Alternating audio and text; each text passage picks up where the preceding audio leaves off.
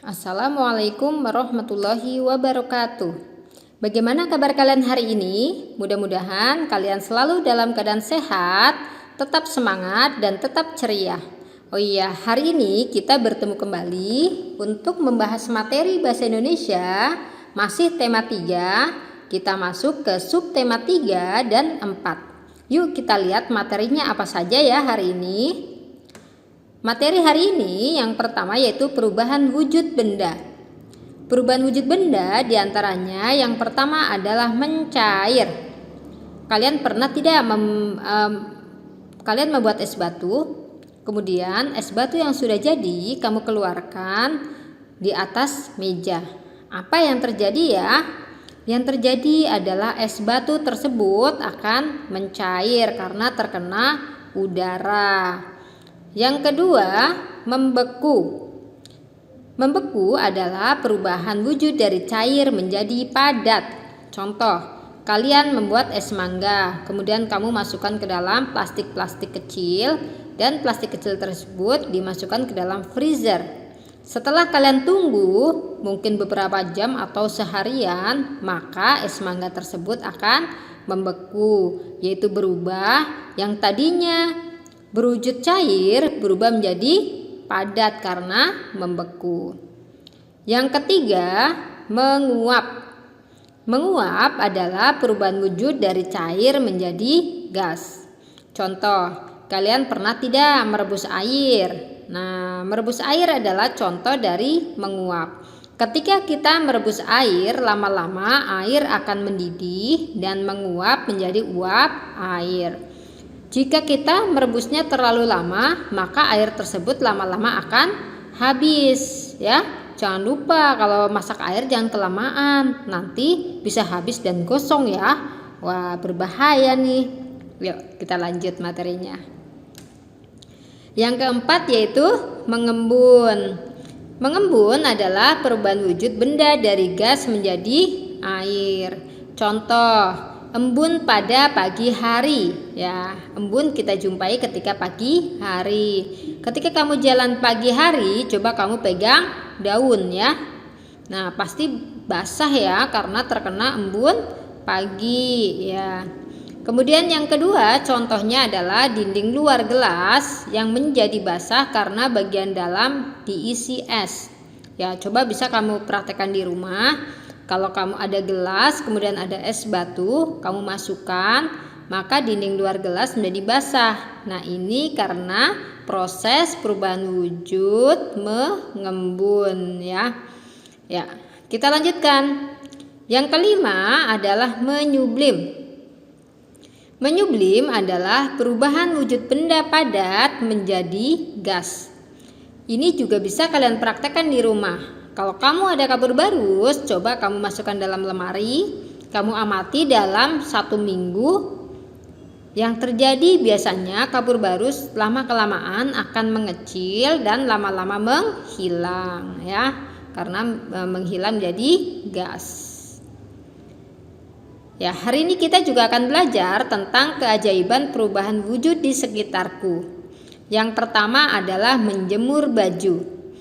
Apakah kalian pernah membantu orang tua menjemur baju?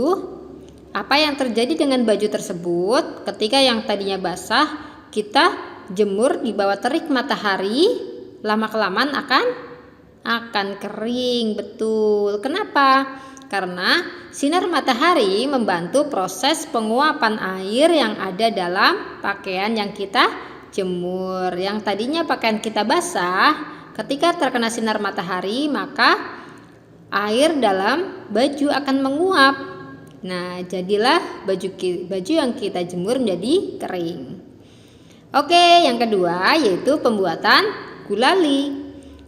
Pembuatan gulali adalah perubahan wujud yang terjadi pada gulali, yaitu berubah wujud dari cair menjadi padat. Ya, tadinya wujud gulali cair.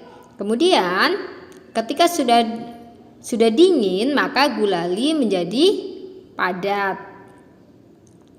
Yang ketiga adalah pemanasan global. Pemanasan global atau global warming terjadi karena suhu meningkat. Akibatnya, es kutub akan cair. Nah, es kutub, jika di es kutub mencair, maka permukaan laut akan naik. Jika dibiarkan terus-menerus, maka bisa-bisa pulau-pulau di sekitarnya bisa tenggelam loh.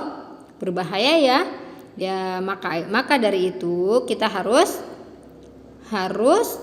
lebih banyak menanam pohon untuk mengurangi global warming. Yang keempat yaitu pembuatan garam laut. Sudah pernah kalian melihat pembuatan garam laut?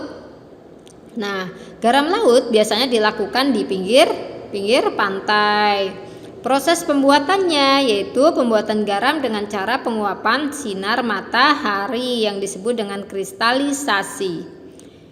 Saat air laut terkena panas sinar matahari, maka air akan menguap meninggalkan partikel garam. Nah, partikel garam tersebut kemudian akan membentuk kristal-kristal garam.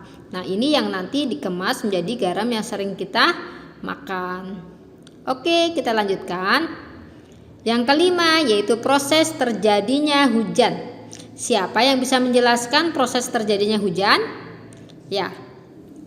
Jadi, ketika panas matahari menyinari air di sungai, danau dan laut, maka air di sungai, danau dan laut akan menguap.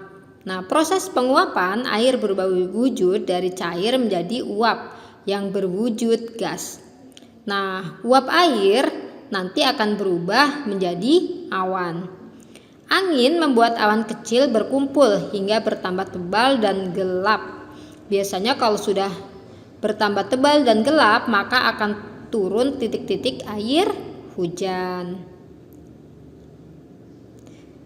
Nah, pelajaran yang terakhir yaitu membuat karangan. Bagaimana caranya? Membuat karangan dapat terdiri dari beberapa paragraf. Dalam setiap paragraf terdiri dari beberapa kalimat. Ketika membuat kalimat harus memperhatikan tanda titik, tanda koma, dan penggunaan huruf kapital. Apa fungsi tanda titik? Fungsi tanda titik digunakan pada akhir kalimat untuk mengakhiri kalimat tersebut. Tanda koma digunakan untuk diantara unsur-unsur dalam suatu perincian. Contohnya, misalnya kita menyebutkan beberapa buah. Misalnya ada buah jeruk, koma semangka, koma durian, dan lain-lain. Nah, itu dipisahkan dengan membubuhkan tanda koma.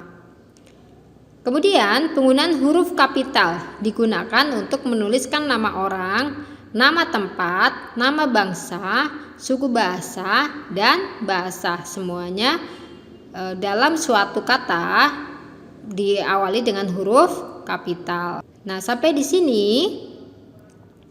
Terima kasih. Wassalamualaikum warahmatullahi wabarakatuh.